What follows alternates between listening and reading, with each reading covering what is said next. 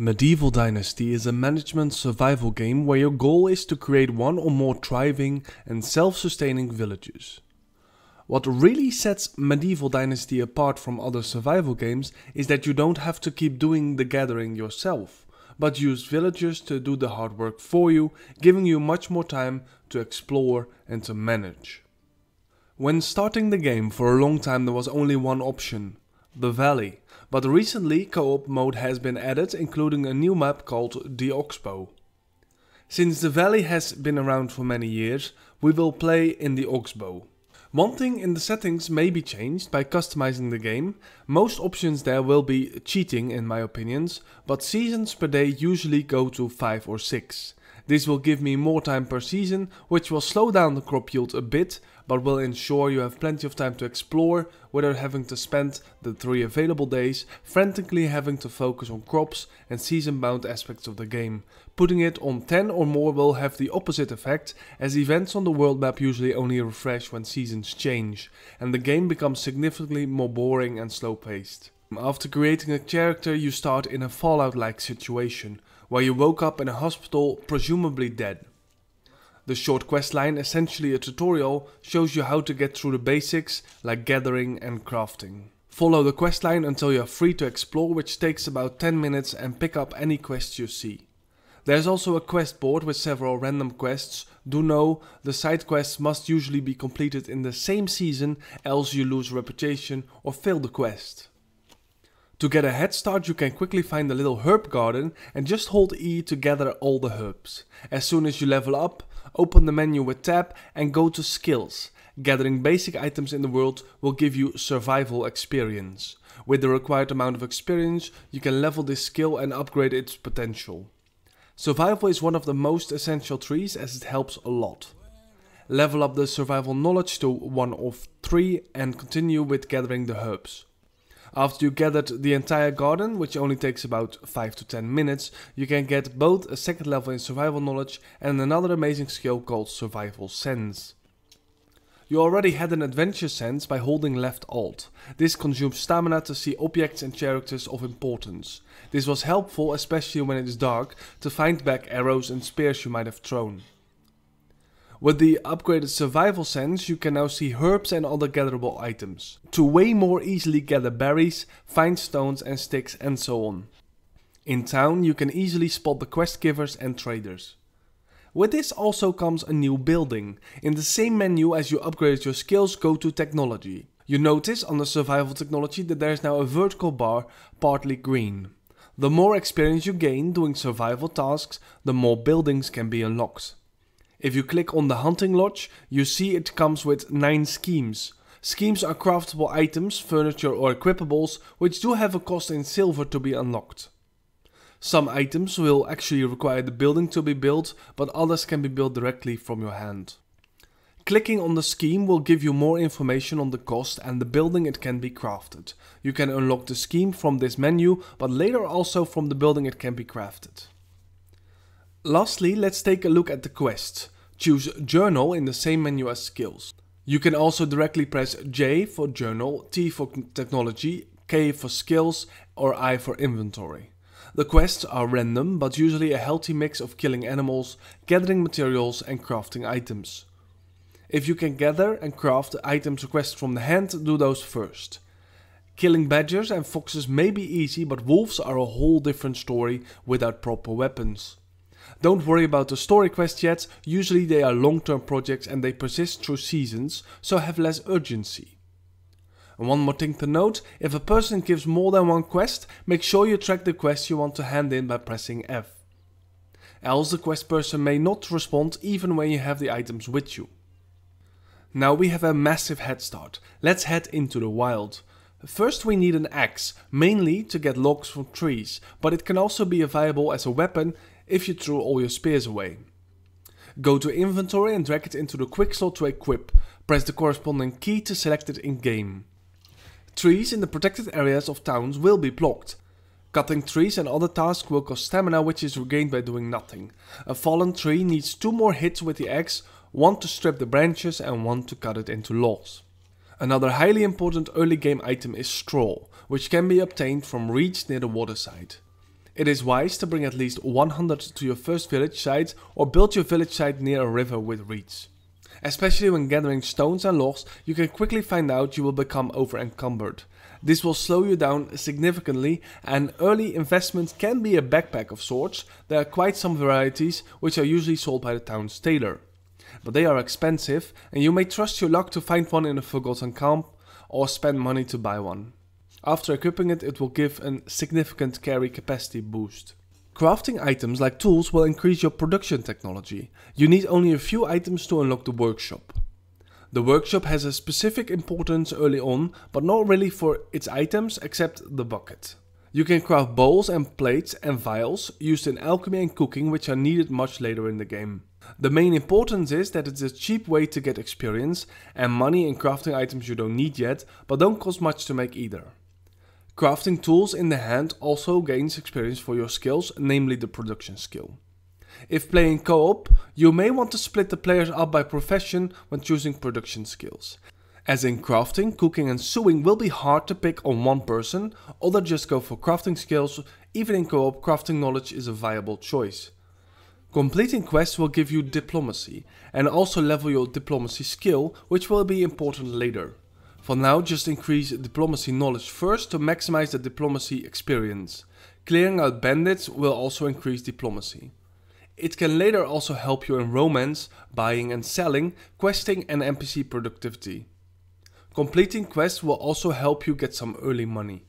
With all that said and done, it is time to look for a nice spot for your first settlement. Open the world map with M. The world map is an important tool for management and keeping you safe. Once you roam around, you will continuously find animal spots. Press the left arrow on the filter once to filter just those. As soon as you discover a spot with wolves, windsons, boars or bears, you may want to really move carefully by either crouching, using the control key, or simply walk around it.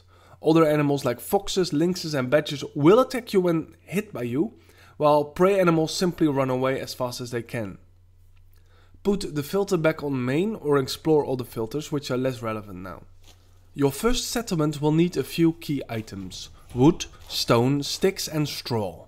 Building near a river and forested area will really help you gain those items quickly, and also fishing will help you get a lot more food, which you unlock relatively early in the game from the survival tree. Fishing, however, requires some higher to obtain items like threads, which will need to be bought early on from the tailor, therefore hunting is the first choice. For hunting you want some small game in the area like rabbits, and be careful with settling in areas with aggressive animals. A good clay pit nearby could help you boost your crafting experience as well. It may be a bit harder to find a clay pit, but it's usually visible on the map as a light brown blotches of dirt. Lastly, you may want to focus on enough room to expand, but not too far from large settlements, as trading and questing is important. Don't worry about the mines yet, which are usually found in caves, but some mineable stone formation may be preferred, so the villagers don't roam too far once they start collecting them. You can later make small mining settlements for ore income. Follow the roads to travel to your place of choice. Unlike the old valley map, with the latest updates and the new map, exploration becomes the prime choice of increasing power and making money. Finding a location early on is important, as it later on becomes increasingly guarded by packs of bandits. Once you plundered your weight limit, return to town for some early must-haves. Weapons found usually have low durability, so you may want to use them and then sell them before they break. Sell items you don't need right away, as you need the money early on. For herbs you can sell whatever, but may want to hold on to dandelions and broadleaf plantains, as even without brewing them into potions you can use them to regain health. Your best trader friend early on is the tailor. With the money gained from selling and whatever you found directly, buy a few essentials. If not found already, buy a backpack. The best would be a simple large backpack, but it may be too expensive, so opt in for one of the cheaper options. You can also combine this with a pouch, as you can wear both separate for maximum weight advantage. Also buy a flat straw hat, as summer is coming and heat is annoying. Next up is the weapon trader. If you fail to find a bow, you have two options. Buy one or craft one. To craft one you will need to buy linen thread, but buying a good bow is relatively cheap. A recurve bow may be your best options. Longbow has more damage but is much slower. Crossbow may be a bridge too far in terms of price and really slow to reload. Include some stone arrows if you can afford, so you are fully ready for any danger. Equip the items. This includes the arrows, and they go into a slot right of the character. Arrows are a bit annoying to maintain. Once shot and picked back up, they go into a separate inventory slot as they are not equipped, so you will have 2 slots of arrows. However, once you shot all the equipped arrows, it automatically equips the other stack again, providing they are the same arrow type. And even switch arrow types if none of the same arrows are available. Equip the backpack and hat as well, if you bought it, so now you can haul much more items around. While looking for or moving towards your settlement area, gather around 200 straw total, as it weighs little and helps you get another survival level easy. This will include unlocking the herbalist hut. Despite not being impressive as a building, a good herbalist can ensure there's always a good amount of herbs and potions, or you can use it for yourself for just making potions. But just eating herbs will work just fine in getting your health back. While traveling, keep your eyes peeled for buildings or blockades. They will often have guards and approach them carefully. You might fend off a bandit trying to punch you, but any arrow is lethal at this stage. Dying will enable you to respawn now in the oxbow, either on your initial spawn point or wherever you slept last. Of course, a stealthy approach to take them out is always the best option, but it may be hard to spot them when it is dark or in the forest. The loot from bandits usually outweigh the risk, and plundering your first location may be a massive boost if you find good weapons and tradable goods. After shooting, use your survival sense to find back your arrows. Most missed arrows will be somewhere in the trajectory you shot, and most hits may not always be recoverable. To start building, you will need a hammer. You can make a second hammer before your first one breaks to make it automatically switch to the other hammer. After equipping the hammer, you can right click to switch to build, demolish or repair mode. Your first priority is a house for yourself. Use the craft menu by pressing Q to find the small house under buildings. Depending on how you place it, you can choose a stone floor or a wooden floor. On uneven terrain or in water will be the determinator for that, as they will get a wooden underground with wooden beams. Only some buildings can be built in water, like fishing huts. If you traveled at night or through water, you may become cold, and a quick cheap campfire can remedy that, at least for the direct area.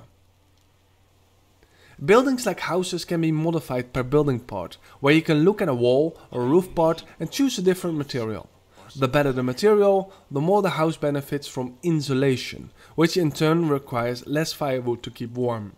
Later on you can even insulate the buildings even more, and you can always decorate with skulls and such. For the roofs you may have not much choice at first, as you will need planks for the better roofs, and just go with thatch roofs. If you only have birch trees around, you may need a double amount of access, as they only drop 2 logs or 3 if you dig out the stump.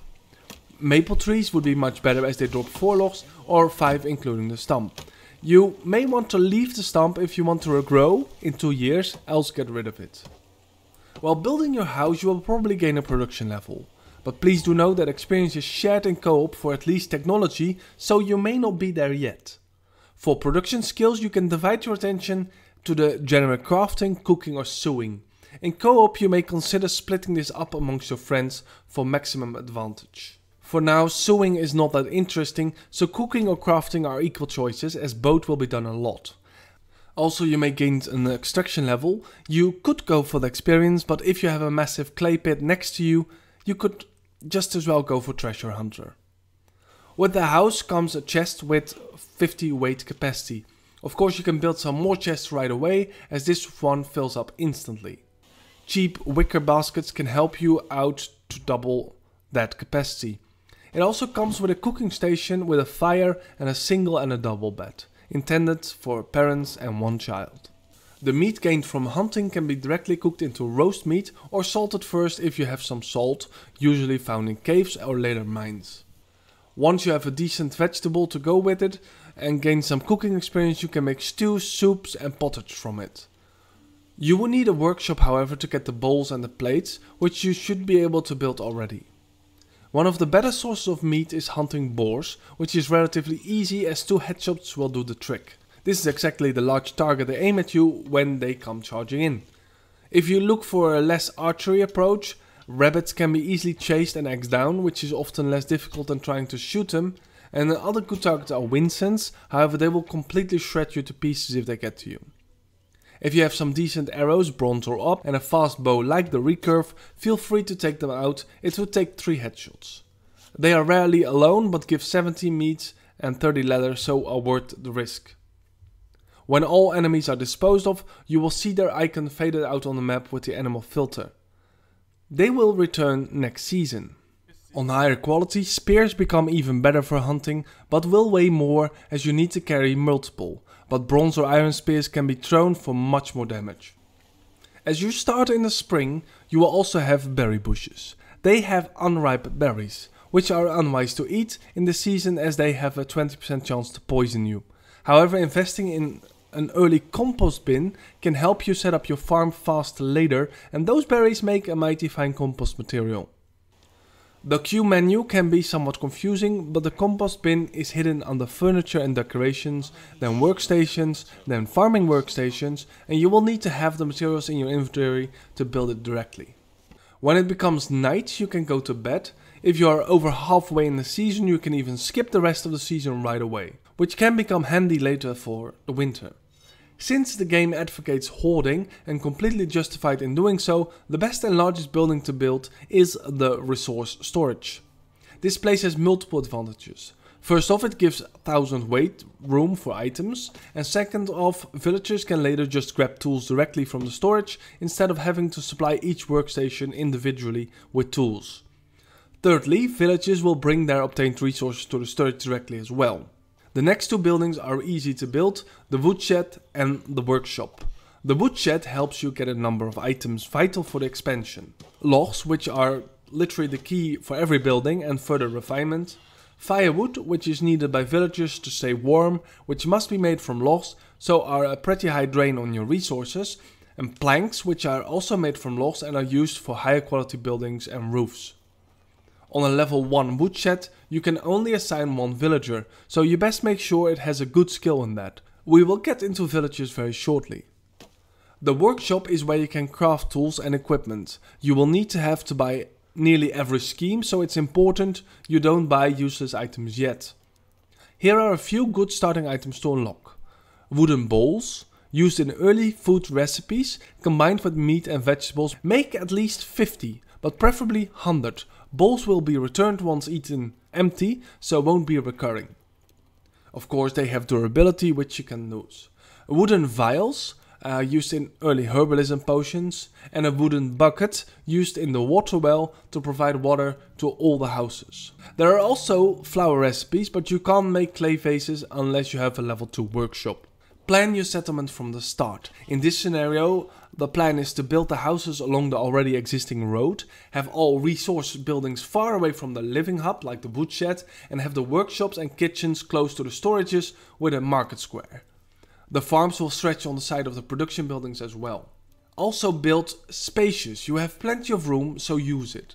When visiting any settlement, you will find a group of villagers somewhere around. On your radar you see them as white figurines as well. These are recruitable villagers, completely free. It is important you use your survival sense to check their stats when coming close. Normally, with 1 house occupied by a male villager, you can only have 1 female, as each house can hold 1 male and 1 female. However, you may be a male or a female as a player, and you must first romance to get him or her to move in.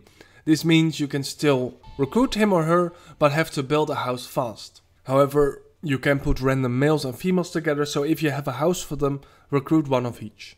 Early on, you best focus on high skills in extraction and crafting, as they can be quite useful.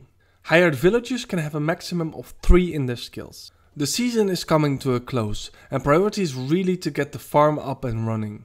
Especially when a quest is given to supply beetroot, which can only be planted in the spring. There are multiple towns selling seeds and fertilizer, and the ladder is needed to get started. In the Oxbow you can visit the chest from the tutorial after 1 or 2 nights, and it will be filled with copper tools and other goodies as well. In the starting city find Marcus Law, the miner. He will be selling what you need. Otherwise a farmer in Austria will sell you what you need as well. The villagers will display the needs they still lack in the top left of your screen and complain as well every time you pass by. Once done building the second house, go to management and either use the building tab to assign people to the new house or use the people tab. After that, go to the people tab to assign a workplace for them. Once double clicking on the correct building, you can see all available buildings and also which skills represent their ability to work in this building. It's very important to have at least 2, but preferably 3 in the required skill, as it is the direct multiplier of the goods they can produce. Since the villager is now assigned to the woodshed, the next step is to specify what the villager needs to do there. Go to the management again and click on the building tab and then select the woodshed. First thing you see is the tools required to the right. This is an axe, and this means this villager needs to have an axe, either stored in the chest in the woodshed or in the general storage. Working with the axe will reduce its durability, so it will be wise to make a few. Later villagers can automate this process, but for now it's up to you to make sure they are sufficient. The next tab will display a hammer with a roundabout arrow. Click on the tab to tell the villager what it needs to produce. If there is no tool, you won't see the amount of items it produces per day. This also counts for when no resources are available. After assignment, it shows 15 logs and 10 sticks per day for 50% work intensity. The firewood and planks first need the logs, so it won't display any values yet, but you can set them regardless, since you know there are also logs coming in now. After that, set up 2 quick temporary farms with cabbage and beetroot. Farming requires a few steps. First, choose farmland and draw a rectangle where the farmland must be. The land cannot contain trees or stumps or other objects. Equip and use a hoe to grub up the land. Then equip a bag and right click to select fertilizer you bought earlier from the left menu. The bag will now contain the fertilizer from your inventory. Use the bag to fertilize the land by looking at a piece of farmland you want to fertilize and then left click. Use the hoe again to mix the fertilizer with the land. Now right click the bag and select the seed you want to plant. Make sure you have the seeds that can be planted the current season. And now the waiting begins. Larger crops usually take a few seasons, but like cabbage is quick and easy. If you go to management now, you will see your field and what crops is in it. You can change the crop type there you want to plant. This is not for you, but will be directives for a villager assigned to a farm shed, so will be of later use. When gaining levels in farming, you can get skilled farmer, which will give you additional crops, or first go to farming knowledge and go for the 5% more experience per level. Farming is not really hard to level though, since you can simply start grubbing land to level it. The villagers can grab firewood from the storage, but without food storage it's important to drop the food and water in chests within the house. This will stop them from complaining, or at least for a little while. And then it's time to sleep. Any side quests not done this season, unless specified that you have more time, will give a tiny minus reputation. Summer has begun. If you are experienced, you may be a lot further. Let me give you an example what a co-op game can be after one season. In a 2-man co-op example game, the difficulty was set on hard, which means twice the stats on enemies and also twice the needs on villagers, and the only compensation we gave was to set all gain multipliers to 150% and set the game to 6 days per season. Here in the first spring we set up 200 farm slot and assigned 2 woodcutters from the start. Also we placed our first base next to the capital for faster access. The farm had about 25% cabbage, 25% oat, 20% onion and 30% flax, with intended focus on bread and linen. Back to the game. The 12 slots of cabbage are done and give a bit over 100 cabbages, also because of the 25% increase from farming skill. Since you also get around 2 seeds per slot, you will be forever self-sufficient with cabbage. This may be so for cabbages, but when it comes to grains, it's actually the seeds you want, so the management will be much different. The beetroot will need another season to grow. You can move your management around a bit and see what works best. Since logs are more intensive to farm, focus on logs and making planks yourself later may work out better. Also, if you're using the workshop, you may need a higher income of logs to enable the villager to work continuously. The clay is also refreshed, but even 15% wasn't enough to get some treasure, which is referred in the skills. Since it's summer, berries are now ideal for consumption, since they both feed and hydrate and are abundant. Needlessly to say, if you plucked unripe berries the previous season, those bushes won't have any ripe berries now. If you start near water, a well isn't a top priority as you can fill buckets in the water as well. However, if you start in the mountains, build it as fast as possible. Later you will need to assign a water carrier to ensure the empty buckets are refilled and distributed. For a job so simple and little, spending a villager on it may be a steep price to pay.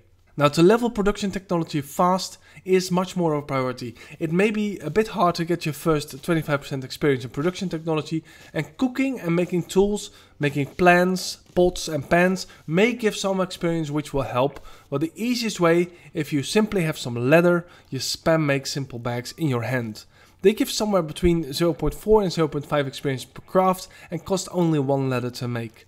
Making 100 bags may boost you directly to the smithy. If you have 6 planks, you can make another handy item, the wash tub. Getting dirty is easy and people start commenting on that, or refuse to talk to you, let alone coming home to your wife later and go to bed while dirty. The wash tub can be filled with water using 3 buckets, which can be filled in the well, or somewhat annoyingly in the river by equipping an empty bucket. After that you will never have to fill it again, but the water will magically stay clean forever. Another tool is traps, which are cheap to make and get a small incoming. Later you can use your hunting skills to increase the trap limit. It's not unwise to make multiple wood traps early on, especially if your villagers have the right skills for it. This will boost your log income a lot, which means more focus on exploring and building and less on cutting trees. After finishing the kitchen, the first pottage can be made using wooden bowls, cabbage and meat. The end product has high food and some water consumption as well as a temperature tolerance buff. However, this is not meant for the player but for the villagers, which require one more building to be built. The food storage. Villagers will automatically consume food and water from the food storage, so it works similar as the resource storage but for food and drinks. It will be significantly easier to build buildings now as all the materials needed are gathered by the woodcutters. Well, barely, as the food storage due to its insulative capabilities need a high amount of logs to be built. This will finally give you some time to explore. Unless you play on 3 or less days per season, then your life will be a hasty mess and all focus must be on your town and farms. You can go questing, especially for the tutorial town, or explore the world. The water side will often have tons and boxes with pretty good loot, like ingots, food and silver and seeds, especially the first year. The roads will have broken carts and bandit barricades, which will increase in power every year. There are ruins and camps scattered around the map, which refresh every season. Keep your eyes peeled for hidden treasure, as many coin purses are stashed between 2 boards or in windows. Hunt for bears, wolves and windsents, and bears will often guard caves. Hauling your treasure back home may become challenging as your character has the stamina of a frail asthmatic 70-year-old. Next up is a big jump towards the fishing hut. You think building the hunting lodge would help you get there, but besides pulling the sticks out you need for the building, not much in that process will actually give you any survival experience. Since it's summer and there are 2 compost bins still in need of filling, the best option is berries. Reeds, berries and herbs all give 0.3 experience, and you could go just hunting as well. Skinning an animal gives 1 experience and killing really depends on the size of the enemy. Rabbits 2 experience, boars 3 experience, etc. And quite sure headshots also give 1 experience. With an abundance of meat in the kitchen and berries in the compost bin, the autumn is the next season. First order of business will remain harvesting the crops. The beetroot can be used to hand in the main quests. Main quests usually don't give much rewards in between stages, but will always be worth in the end. Best rewards are villages with a high stat in certain fields. However, you have to play the valley map for that, as far as my knowledge, currently the Oxbow doesn't have any quests giving villagers. After that, getting clay. Treasure finder may even pay off, as in an iron shovel, which will make a massive difference. The compost bin will be filled with rot if you filled them in the previous season, from the berries for example. Herbs, straw, grain stems and other dry material, this will not rot, but edibles like meat, vegetables and fruit will rot. The rot can be turned into fertilizer in the barn, so that is what is needed now. The barn should be positioned near the farm, but is not required to operate them. Activities for the barns are making daub for insulation, animal feed and fertilizer, as well as threshing grain stems like oats, wheat and rye for straws and grain. All with all, a rather important building. Behind it you can reset the farmlands, making several manageable areas. Since it's autumn, the only options will be several types of grain, which will persist through winter, and then come up in the spring. The spring will be where you want to really expand your farming emporium. You can always remove farmlands, roads and buildings or management placements better by keeping the right-click hammer destroy function active while building. The farm shed is where you manage the villagers that work for the farm and try to build the farm shed in between the farmlands to optimize this and keep it within range, as villagers can't operate as good far from the farm shed.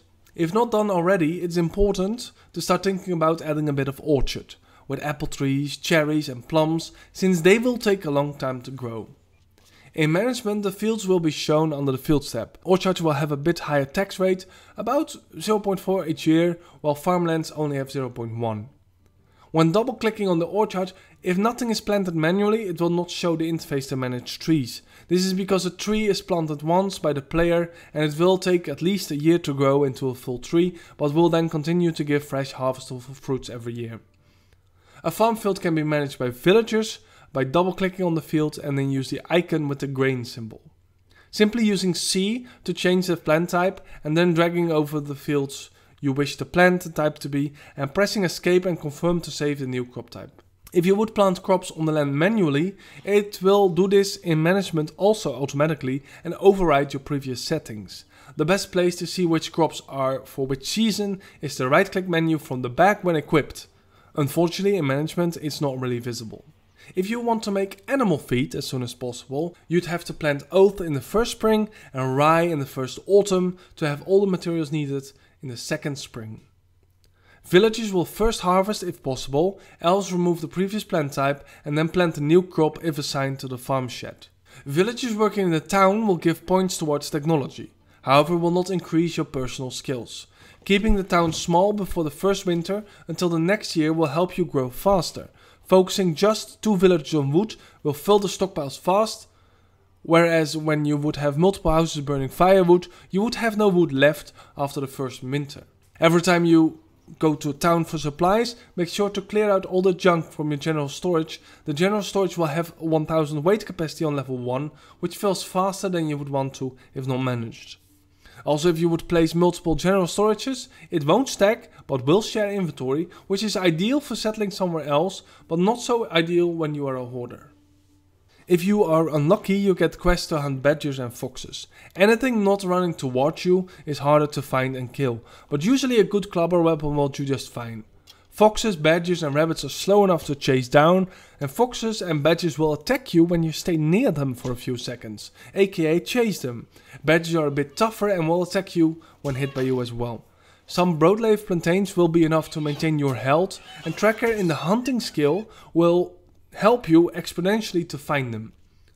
Sometimes it seems wild animals can disappear in bushes and holes, but even after reading 4 years of patch notes, this could not be determined, which would be a great addition regardless. To help boost your hunting skills, you can deploy traps in your base, which will give 6 experience per trap each day, and this includes a red trap, which would be the only way in game you'd see the animal.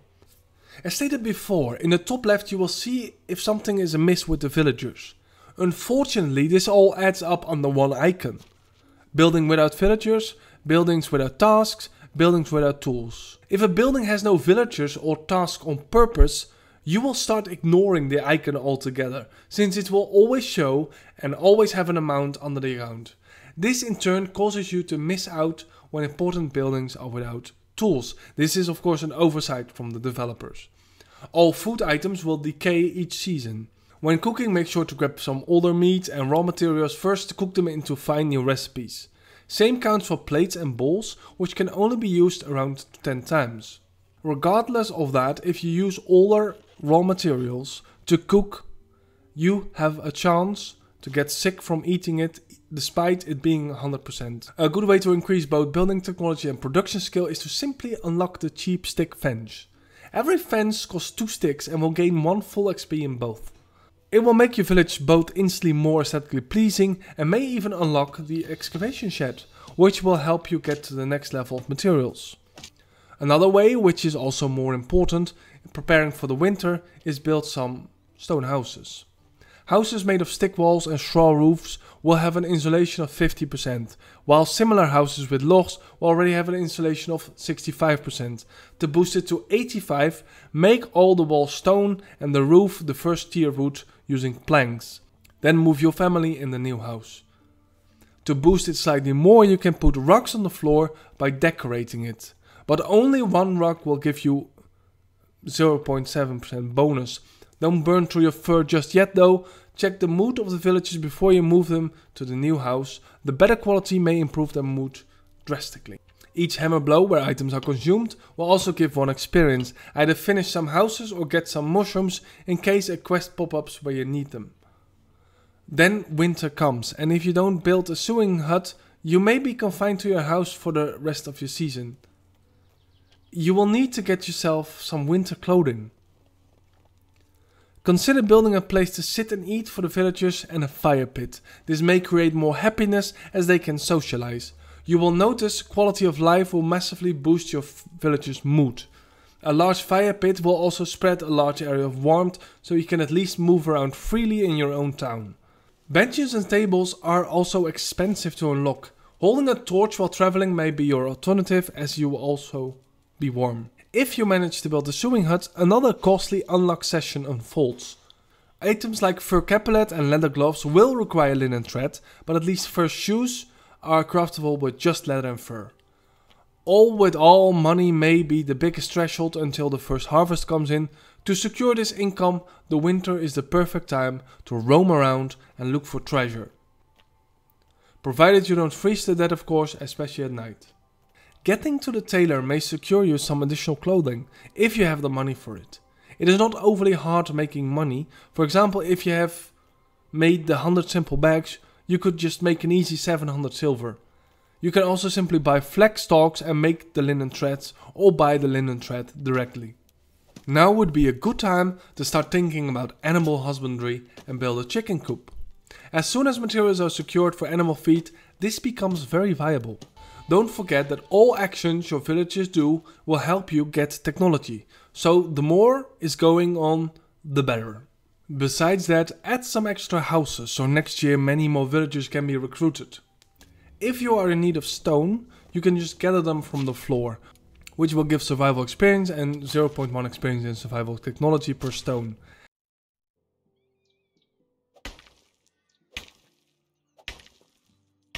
This will give you 1 experience per rock formation in building technology as well. A rock formation would be depleted for a whole season, then it refreshes and drops limestone and rocks. Limestone will be used to insulate walls later. Alternatively, you can look for caves and mine for copper, which you will need soon. This will give rock as byproduct. Since you are now actively upgrading and soon level 2 buildings will be unlocked, it's smart to pick the Master of Destruction skill. When upgrading houses and later town buildings, you will now get at least 50% of the material back. For the oxbow you can find chickens and an animal husbandry trader in Skauki, and from the animal husbandry trader you can buy animal feed for the initial batch.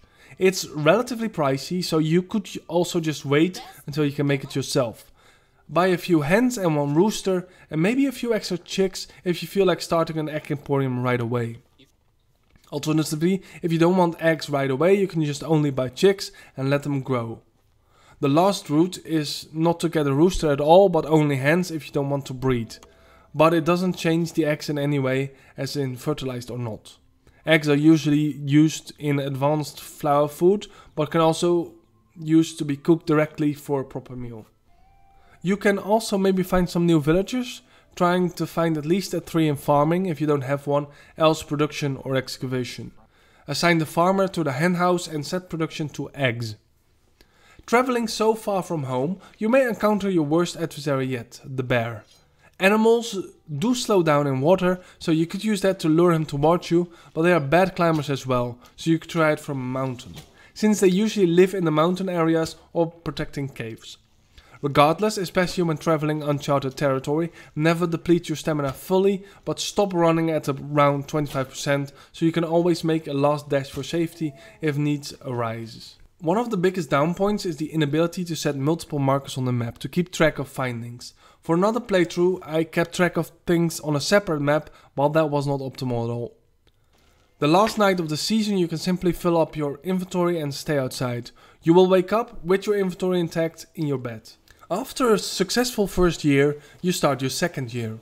The roads will be a lot less safe from now on, so you can either look forward to that or never go out, depending on your level of bloodlust. First order of business would be the farm. This may be the first time crops will be ready that need to be harvested with a scythe. The first metal alloy that would allow this is bronze. Luckily there's a smaller alternative called a sickle. If you found some of decent quality metal, happy you, because the stone version breaks incredibly fast.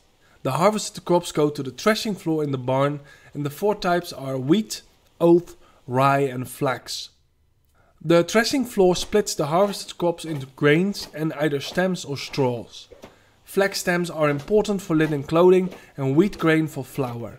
Rye and oat can be used in animal feed but also in flour, so it's important to know what you prefer. Later it will be used for beer and meat as well. Flour can be made in the quern, also in the barn. With 50 farmlands of rye you can easily get 500 flours, 500 straw and have 700 or more seeds left. Or almost half of that, of course, if you don't have the skilled farmer trade. To make the bread you need the kitchen and buckets of water and a full bucket of water for 10 flour. Dump the flour in the general storage, but the buckets of water need to be in the food storage, else both the kitchen and the people can't use them. Creating buckets of water has a nice bonus to it. It creates a ton of extraction experience, 18 without any experience boost, however it does nothing for technology. So don't hesitate to do most of the water hauling yourself. You can then unlock flatbread or flatbread with onions and then ensure a good stream of food for your people, as the cook can make up to 24 with 3 skills per day. Much better than the 5 pottage. All you have to do is check regularly if there are empty buckets in the storage and refill them. This spring there are 3 options of prime importance.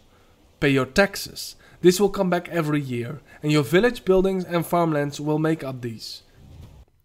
Expand the farm. Because most crops need to be planted in the spring, assign a farmhand to the farm. They go pretty fast and one farmhand can manage a large area. For example, 100 oat. If you did rye already and you want to focus on animals, some vegetables, again cabbages are fast, but beetroots could work better, or focus on grains based entirely by adding wheat. Don't forget to start romancing. Find a wife to give you gifts and a baby by picking a skilled lady and start romancing. You may want to ensure you don't put her in a house with a male, as they may date and get married before your courtship succeeds. Every day you can squeeze in some dialogue to gain her affection, usually between 10% and 25% per day, so if you're lucky you can do it in one season. There are gifts specific for flirting like dried figs. They will give 10 to 15% extra affection, but it's not hard to get to 100%. If you want to boost your diplomacy level, be like any man and flirt with every woman you can see relentlessly. This will affect how she responds to your advances and can even cause negative affection. Babies are a good investment as they are one of the 3 ways to get better stats on your villagers. Hired villagers from the towns will have a maximum of 3 in skills, baby can have more. Of course the slow way is that villagers will increase the stat they work on over time. However, lastly, in the valley, for now, the best stats can come from the quest rewards if they make someone join, which can easily be a 6 or higher. Make sure you have plenty of seeds and fertilizer to set up between 150 and 200 farm tiles. If needed, you can go into town to get some more, pick up the quest from the quest board as well. If you happen to pick up a quest where you have to hunt birds, shoot them and they fly up. Then just stand where they flew up and don't move. They will all land back in a minute or so and you can shoot them. Of course, with a tracker from hunting skill, everything becomes so much easier, you can just shoot them through the floor.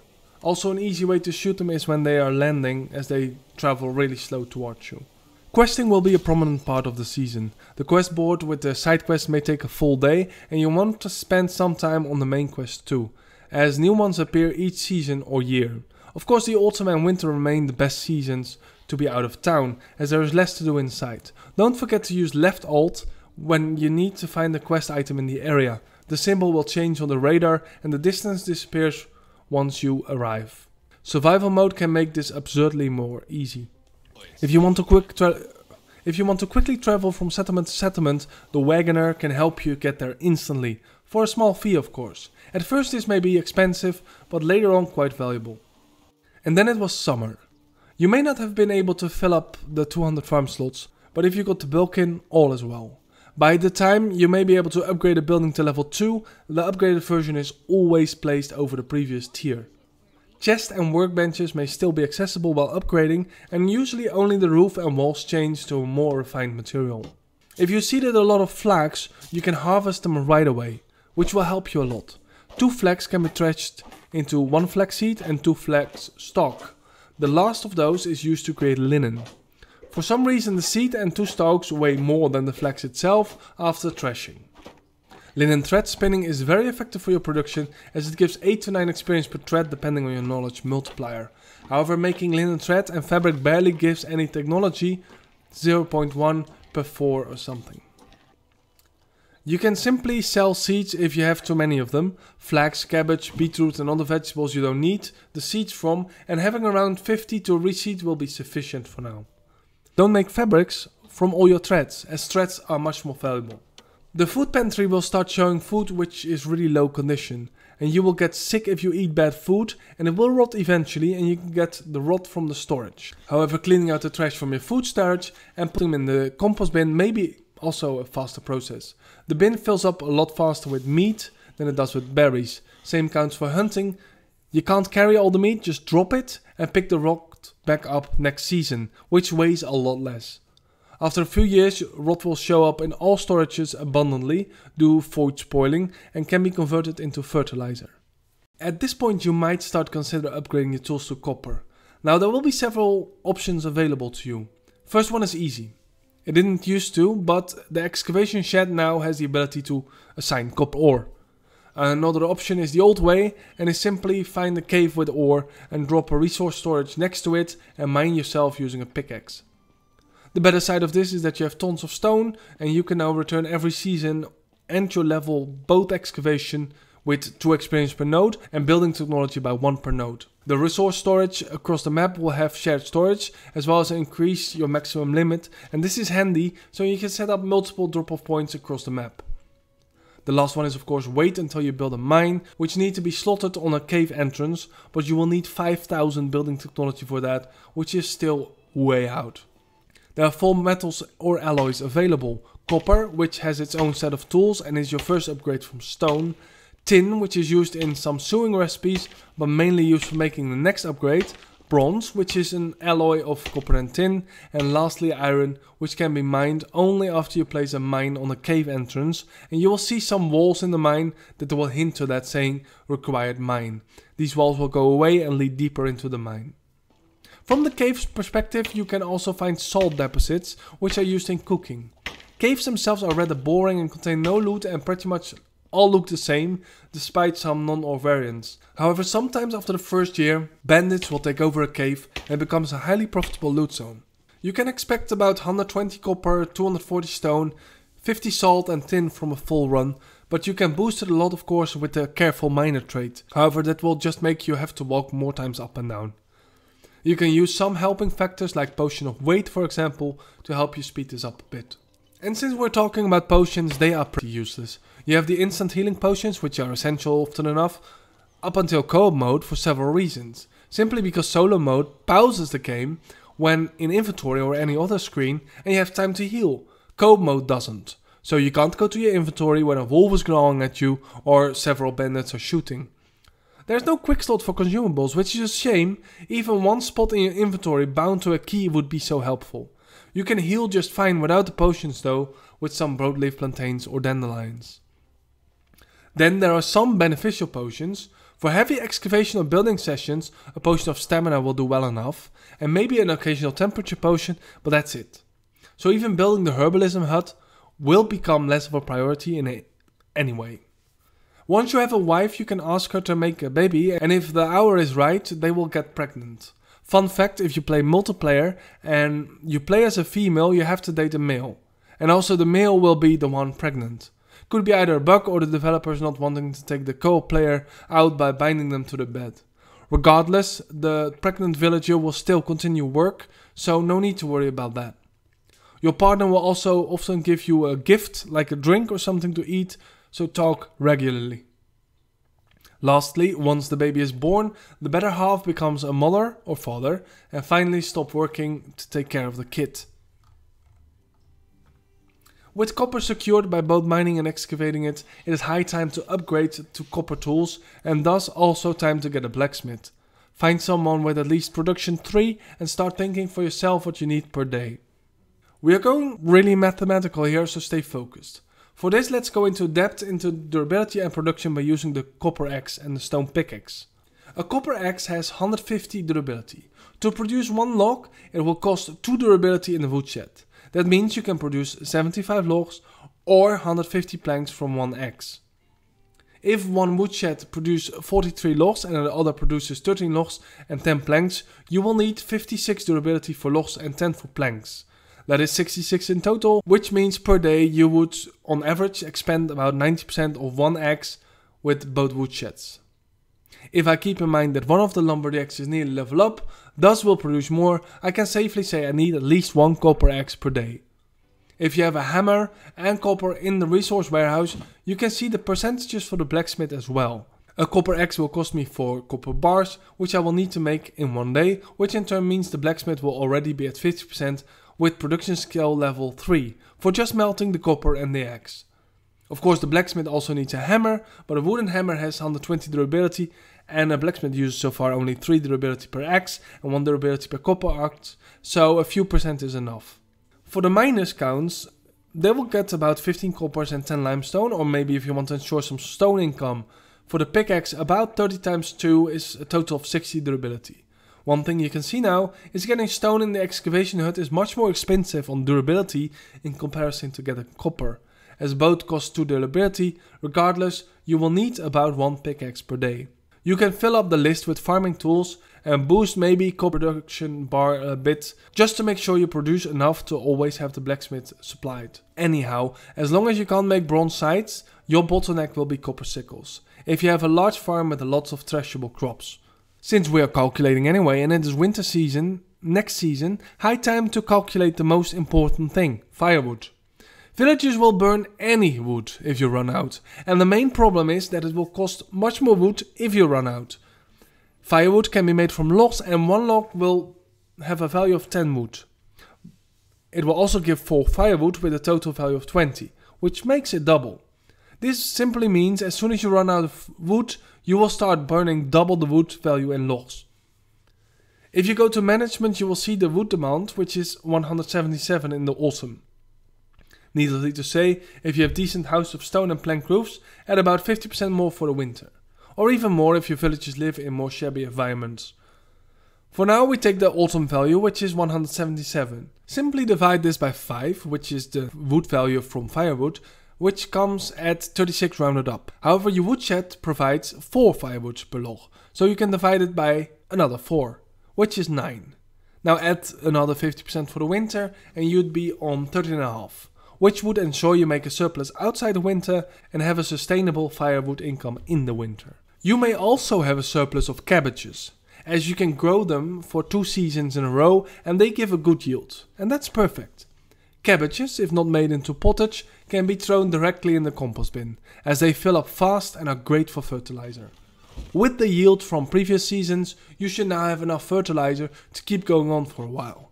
Autumn is the time for rye, which you should still have from the past season, so plant a good amount, and with the harvested oats from this season, you can finally make some animal feed. You could assign a barn worker for threshing, as it barely gives any experience, but they work extremely slow, so it's almost always a waste of a villager. The only reason to put on barn workers would be fertilizer, flour or animal feed, and only if you can ensure a full-time job. Threshing once may take a second for the player, but takes 4 work hours for a villager, which is not really well balanced. Don't forget to put grains in the main storage or the barn chest, as you cannot work them automatically from the farm shed chest, unless you specifically want to reserve them for farming. Since it's autumn, rye and wheat can be replanted. Wheat is the only crop with the unique ability to have to be assigned once to a farm plot and then will always be reseeded as soon as harvested, due being able to be planted both in spring and autumn. If you're still short on money, the sewing huts still provide options, especially if you made enough flax past spring. Simple trousers with cuffs are relatively cheap, and also the water skins are a good upgrade from the simple bags. Do triple the value for one, double the leather. Just remember to keep some linen thread, as it's often used, ranging from traps to tools and clothing. In towns you will see 16 trousers will easily bring you another 3,000. All that works this autumn, and already one turned in before even leaving town. To save time, now using the wagoner to jump around becomes already more viable. However, exploring still remains a profitable business, but unless your villages have all your work automated, this time isn't there, especially when you play on 3 days. Therefore, the only exploration for now will be the southern route from Skorki to Astoria. If you also want to do the mine this season, it may become problematic on time. Just a little tip, in the Oxbow co-op map, in the north is a camp that spawns 3 bandits. With a little jumping, you can get a guaranteed iron crossbow. It's halfway year 2, so more bandits will spawn overall. If you have a quest getting fish, you will have several options. Get a fishing spear and go nuts. Fishing is hard. You may run into a school quick enough to pierce one with the fishing spear, but it's easier just to throw it. It will be incredibly time consuming though. If it will help, if you're on the side of water, you will see very subtle white ripples where fish can be found. Your second option is using fishing nets. Small for roaches, medium for perch and large for pike. Small not worth it. 6 linen thread for 3 times 3 roaches is just never worth it. So buy or catch those. Higher nets are worth it due to the high value of better fish. The third option you have is using the fishing hut, of course, just to let the villager catch the fish for you. Once you have a fishing hut, you can set it to catch perch and pike. However, something very important comes to play. People need food. And when they do, they go to the food storage. People in here tend to eat the food with the most value first. Which means your fisherman can catch pike, which has an incredibly high food value of 58. While your flatbread only has 22. This means people will eat the pike before all other food, resulting in never having any pike and of course food poisoning due to raw food. Now you can change this in the food management tab and force them not to eat certain foods. Don't forget to add the best available decoration to the house. Hang trophies and boards on the inner walls, flower pots and boards on the outer walls, and shutters to the windows. Shutters won't give any additional warmth, but decoration do give more happiness. With the 3rd year coming in fast, it's time to get ambitious. As long as you have no fault for sheep, flax is your only moneymaker. If you can pull it off your 1st or 2nd year, you get a massive boost in spendable income, but for now the 3rd year will do. Make the mother of all flax fields for the coming spring. Talking 15 by 15, 20 by 20. Turn everything into trousers with cuffs, since that will be the most profitable until you have a steady flow of wool. Upgraded buildings like the smithy will look a lot better. Also storing items in chests for like the woodshed will beef up the looks. Don't forget that you will need to reassign workers to workplaces after you upgraded them. It's important however to not insulate any buildings yet that have a future upgrade, as the insulation will be lost. Insulating houses will be a good choice if you have the limestone, as it boosts happiness a lot per building part that has insulation, and of course the insulation percentage. Insulation will also look pretty good on stone buildings. With the upgraded smithy you can make bronze tools. Smelting bronze requires 1 tin ingot and 1 copper ingot. For bronze tools, unlock a few tools with priority. A hammer helps a lot for yourself. A bronze scythe is a must. Make a few. Harvesting grains become unimaginably easier now, as your copper sickle will break while only being able to harvest about 250 grains. Optionally, you can get yourself a bronze pickaxe. For weapons it's up to your playstyle, but if you like the bow, just unlock arrows. If you like the damage, just unlock spears. With 450 to 500 farming spots, spring is usually the time to fill up. Since the priority will be flax, at least half will be flax, as this is pure money. Rest will be mostly cabbage, which can be done 2 seasons in a row, all to be turned into fertilizer. If you don't want your crops to keep going directly towards fertilizer, there is a very viable alternative. So far there hasn't been much focus on animal husbandry. The henhouse serves no purpose but to get eggs and feathers. Those are resources not vital for survival. The next building, however, is the pigsty, which serves very much purpose, namely for the manure. This is the next step into automating your fertilizer income. Since you are at it, you could add a donkey range or wait for the horses to unlock. Donkeys can carry more, but nobody wants to ride a donkey. Fencing is not mandatory, provided you are in a safe area. We all know what foxes can do to rabbits, and also animals roaming through the camp can be somewhat chaotic. You can insulate the farm buildings right away using daup, which can be made using clay and straw, since they have no upgrades available anyway. For other buildings it's better just to wait. With an abundance of grains, it's now possible to make a large amount of flour and animal feed. Make sure to save some grains for farming, however. To boost production, most flour can be cooked manually into food. Despite bread being worth less than, for example, pottage, being able to make large quantities can provide a quick buck as well as boost your production level, which is still the hardest to level. Animal feed should be stored for later, but flour products can be sold, as your food production should be more than enough with eggs and pottage products. The only downside would be that the flour products need water, but this could massively boost your extraction. With a high amount of barn production, your farming level may unlock the food storage level 2. Since you already had the resource storage level 2, both buildings can be upgraded. While upgrading, you can still use the chests inside. With all the new buildings, animal husbandry and farm expansion, building new houses become a must. With some luck, the largest variant of houses is unlocked. If your villagers are getting babies, you may shuffle them around a bit to give the largest houses to the largest families. You can take the building trans skill in the production skill tree to speed up your building a lot. After every successful part built, you get a boost, up to 3 stacks of 10%. If you have uneven or bad building sites, a little decoration and creativity can go a long way, making it somewhat nice. Unlocking decoration will be pricey, but if you make a nice gathering spot for your people, you both enjoy a great scenery yourself and can enjoy the conversations your people have with each other. Despite the flax being ready in the spring, playing alone can easily cause you not to have time to process such a large batch. Especially if you end up making nearly 500 linen thread, which will cost you a bit over 40 minutes to process. The money will be worth it, but you may want to wait until autumn or winter to be able to process it. Anyhow, with some luck, having over 100 trousers with cuffs will be a massive income. You can only get up to 10 levels per skill, that means knowledge. Like crafting knowledge might seem like a good idea as it boosts your leveling process, but in the long run it hurts you in 2 massive ways. Since you can only get 10 levels, which will be 15 skill points, you may miss out on some really good skills once you get there. Secondly, starting with the bonus to experience in a certain field may mean you will lose initial bonuses. For example, instead of having 100% additional crops from nearly the get-go, you will not have it before your second year due to the first levels going to knowledge skills.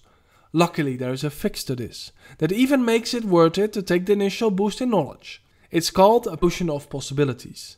This will reset all your skill points, which is very important once you at least max out one skill. Then, before you sell the clothing you made, you can first max out buying and selling prices in the diplomacy tree to fetch another 30%, or wait with selling until you have the skills available for it. Oh yes, you will be really drunk, really badly for a while after using the potion, and people don't like talking to drunk or dirty people. Luckily, there's a potion of sobriety fixing you up directly, if only that existed in the real world. If you're sick of paying taxes in the Oxbow, you can get some value back plundering the chest of the tax collector. Just make sure no one sees you. You can't sell the stolen goods in the same city, but other cities will take it. If you would sell to everyone in the Oxbow, you would probably have around 20,000 before none of them have money left. You may be close to horses as well, but donkeys will be the same idea, except more carry weight and slower movement. You will also need a few items to make this work. a saddle bag, and maybe horseshoes. Once you get to your mount, hold E to put the saddle on. You can press E once to open the saddlebag and put the horseshoes and the saddlebags in there. However, equipping the saddlebags will not be possible here. For that you need to go to your own inventory first and then press H to switch to mount. There you can equip all the items you placed in the saddlebag on the mount itself. You can now ride your mount for faster exploration.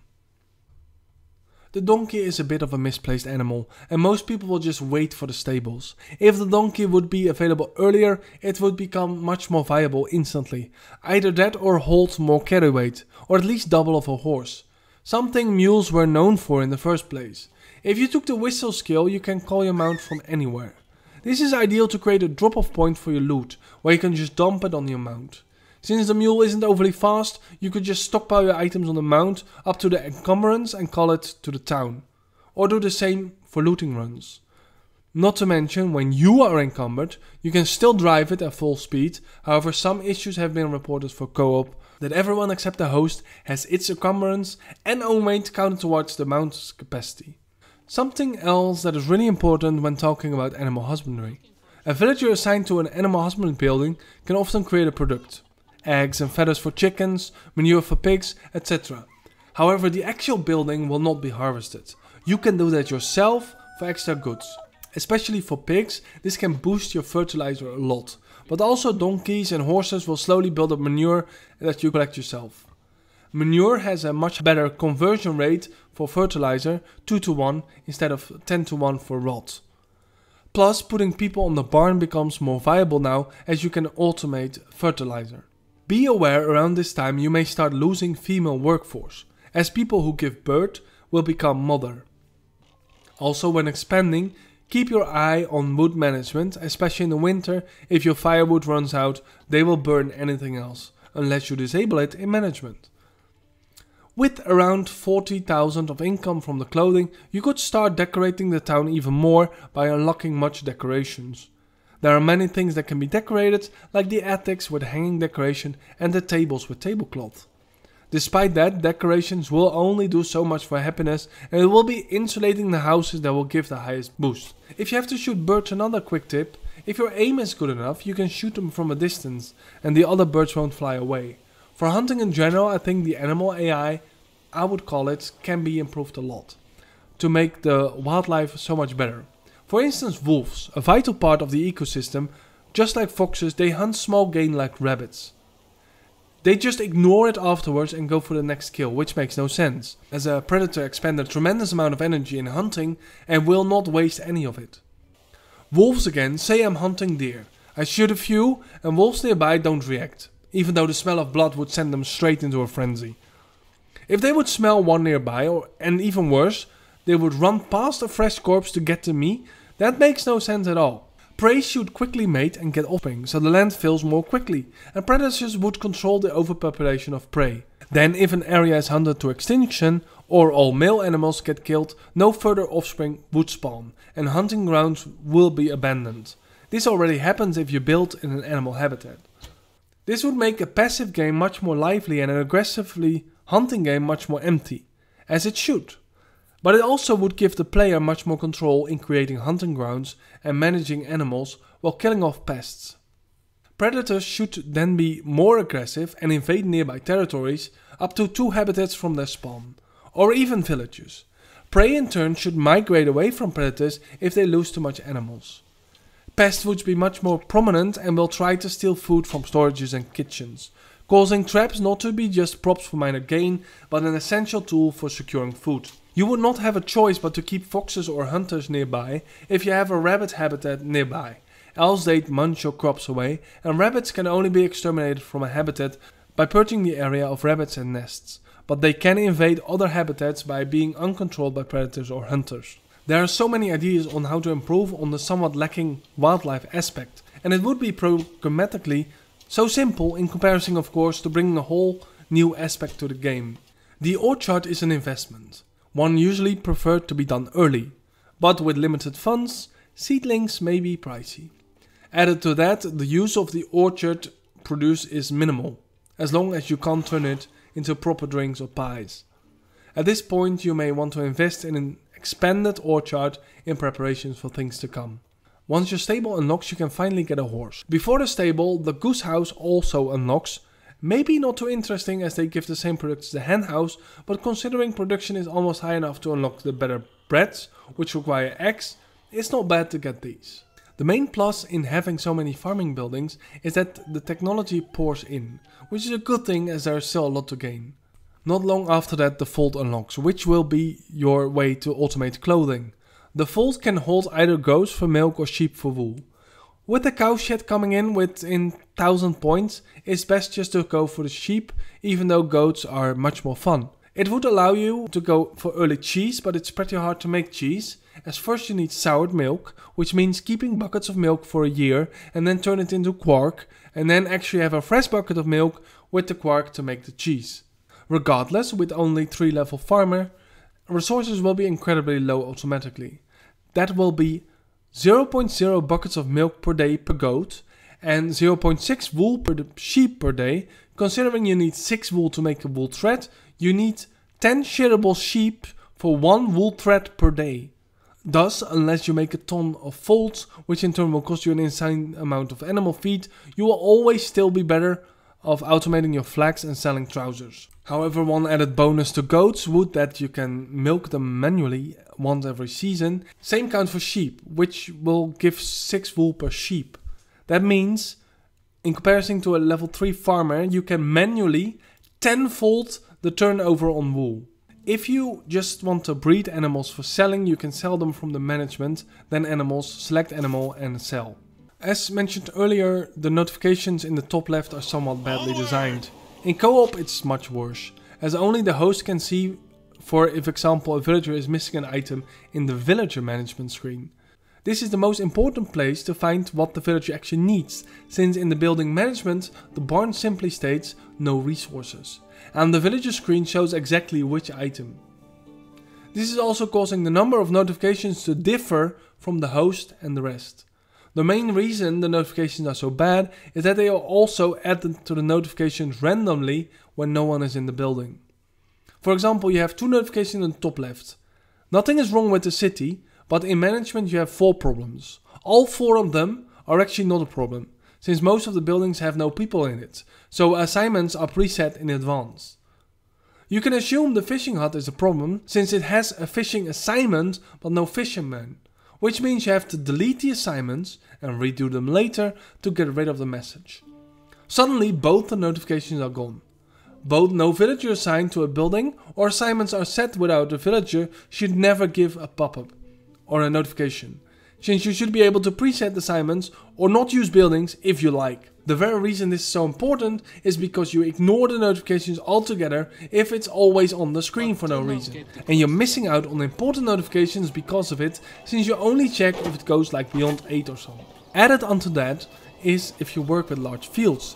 If you have multiple people assigned to the farm shed, that becomes useless, as only one person can for example sow the field while the other just stand and watch. If you wonder what to expect further in the game, for the oxbow, as of making this video, there is none. For the valley, from year 3, the herald will appear with challenges you must do for the king. Don't get too excited, however, the king mainly wants money. Changing the king's opinion can be beneficial depending on what type of king you have. In all cases, when doing challenges, you can tax decrease in percentage. If you have a good king, you can get happiness boost as well. A neutral king doesn't have the happiness boost, and a bad king happiness decrease. You can somewhat see the type of king on the name displayed in the map interface, as well as your current bonus. You have a full year to complete the herald quest, but the season accepted doesn't count towards that year. Another painful difference between the valley and the oxbow is the quest rewards.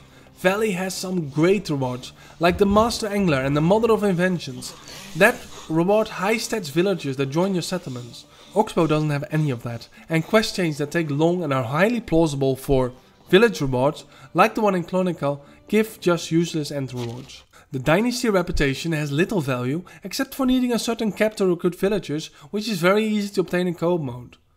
Both aspects make the oxbow, even without co-op, a very linear and abrupt playthrough. There is nothing wrong with the Oxbow though, the exploration is more rewarding, at least the first year. That doesn't mean there's anything wrong with the Oxbow. The exploration is more rewarding, or at least the first year, as there are much more unique places to find and the map design is smaller but better.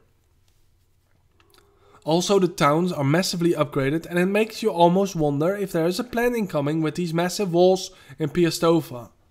The fact remains, some very large aspects are still missing.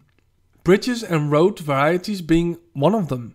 Nothing says township like a decent cobble road, and being able to connect islands with bridges or walkways across water would be so amazing. Walls with towers should be buildable by the player as well, which is a direct opening to the next aspect. Raids on towns would give massive depth to the game. Of course you can disable it in settings for the peaceful builders, added that raids can be increasingly difficult for co-op games, depending on the amount of players online. Recruiting archers and guards in barracks probably needs some real programming, as currently a single wolf can take out an entire bandit camp without them reacting to it, and bandits don't interact with other NPCs as well. By now you have a chance that buildings start to get damaged. In the future you can build a builder's hut, but that's quite far in. And the sole function of the builder's hut is to repair. Also, if you get married early, your child may have grown sufficiently that it doesn't need his mother, which means the mother becomes available again for the workforce.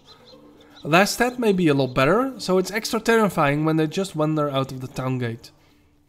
A palisade around the town looks cool, but there isn't much danger unless you build very near a wolf or a bear hideout, which still the only danger will be to you. In the end you want to build as much as possible to get your building technology up, and that would be the only reason to build a palisade, etc. You can give your children a range of gifts to make them more affectionate, which has no function. It will give some affection once per season and could also be done with quests, but it doesn't have any further use. With the cow shed build, one cow gives about 0.25 buckets of milk per day per farming skill. That means you can now push 4 buckets a day easily, which is a total of 40 milk. Of course you can build more of one animal husbandry building to increase production. Finally, at 5000 building technology the mine unlocks. The mine is overpowered as hell, as you can add 6 people to it, and this causes the daily income to skyrocket. If you have trouble getting up your building technology, just make sure your woodcutters get a decent chunk of their workload assigned to sticks. If you have 500 sticks to burn, you can easily squeeze out 200 technology points by building wattle fences along roads or wherever you feel like. The mine is incredibly cheap to build, with just some logs and planks, and unlock the iron deposits deep inside the mine. There are 2 ways you can do this. If the mine is close to your base, just let the workers walk toward it. If the mine is really far, it's still fine. The moment workers leave the house for work, they start producing. But I still prefer to have the miners not walk all over the map, even though bandits and wildlife won't kill them. Wolves will attack, but nothing happens to the villager and stop attacking once the villager leaves their territory. Anyhow, you can make a small hub near the mine and house the people with excavation there if you like. With just 2 miners you can get 8 tin or copper level, so over 80 when they're level 5. And that's a lot, mainly because you would need 3 smithies to even come close to melting all of that, let alone make tools out of it too. Meaning 2 good miners can provide 3 or 4 smithies with enough to keep them going. Well, you need a woodcutter as well, of course. Now that is both not much, but will be important later with future buildings. Just for now, make sure you get all the tools you need. Besides the mines, you have access to new decorative items, including stone fences. Market stalls is the only big thing left, which is a great way to fill your coffers without having to sell yourself. This uses the diplomacy skill of the workers, and citizens assigned to your market stall can sell up to the value of 100 plus their level. And your best bet is adding the items you overproduce. With the mines, this can be tools, since you only need a few tools to reach your money cap on the market. But food and clothing can work as well. At this point you got to the peak of interesting in the game and it becomes a bit grindy. Bandits may become somewhat tougher but not much more. Oxbow at the time of making this video falls flat completely, and the map is a simplified version of the valley, designed to attract new players and works well, but without a strong endgame. People will quickly stop playing at this point. As the game continues to be a town simulator, the obstacle that can hinder you is the building limit, which you can increase, but may come at the cost of performance. The single play valley map will continue to give challenges for the king, which is an added bonus, but the daily challenges can become really repetitive. The final buildings will be the apiary, which automatically brings in honey, and the windmill, which just does barn work faster. This is where this beginner's guide ends. Despite the lack of true endgame, don't let that stop you from playing, as you can have an enormous amount of fun for quite some hours, and the game runs smooth and is fun to relax on. I hope you enjoyed this guide, and I could give you some tips you didn't know yet that can help you improve your own playthrough.